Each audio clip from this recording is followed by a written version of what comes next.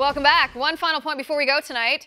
President Trump fulfills another campaign promise. The U.S. Embassy in Israel has officially opened in Jerusalem, letting the world know the United States recognizes Jerusalem as the eternal capital of Israel.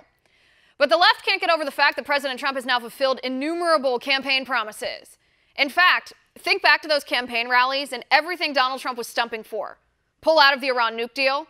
Check. End the Paris Climate Accord? Done. Put North Korean dictator Kim Jong-un on notice? Check. Suspend travel from countries that export terrorism, extreme vetting, the travel ban? Check, check, check. Obliterate the Obamacare individual mandate? Done. Slash 1,500 regulations? Done. Stop taxpayer money from funding abortions overseas? Check. Appoint a conservative on the Supreme Court? Done. Stand up for the Second Amendment? Also done. And now move the U.S. Embassy in Israel from Tel Aviv to Jerusalem, accomplishing something the three presidents before him, Clinton, W. Bush, and Obama, couldn't do. It is truly a historic day for the United States and Israel. Funny how the left forgets that Democrats too, not just Republicans, voted unanimously to move the embassy to Jerusalem. This wasn't just a Trump thing. This was a thing Trump was the first one who actually had the guts to do.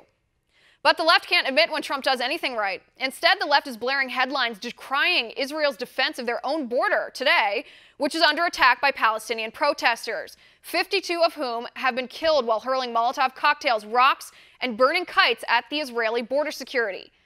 Funny how the mainstream media is suddenly so concerned with human lives while they celebrate abortion in our country, where nearly 1 million innocent human lives are snuffed out by abortion every year. Make no mistake here, there's a name for so-called protesters who hurl bombs, rocks, and fire at Israel in an effort to breach the border. Those people are called terrorists. There's a reason a high-ranking Hamas operative is in the midst of this so-called protest. A riot would be more like it. And it is tragic that 52 people lost their lives. It's always tragic when people lose their lives. But let's not pretend that these so-called protesters are anything other than terrorists and their victims. Radical militants who use innocent civilians as human shields, hide their rockets in schools and hospitals, pay off lone wolf terrorists to kill Israelis and Americans, brainwash their children and teach them to kill Jews with kitchen knives, vow to wipe Israel off the face of the earth. Let's not pretend the Palestinian Authority is anything other than a mob of power-hungry jihadis. Did liberals forget that Hamas is trying to exterminate all Jews? Did liberals forget that the people breaching Israel's border right now are the same people who sent a terrorist to stab a 9-year-old girl to death in her bedroom while she slept, and then praised the killer and paid off his family? If the left cares about human life, and they should, then they would denounce the Palestinian Authority and Hamas, who kill indiscriminately, and they would praise Israel for protecting innocent human life. And that is my final point. You can reach me on Twitter at Liz_Wheeler. If you liked the show, please send me an email at oann.com/contact.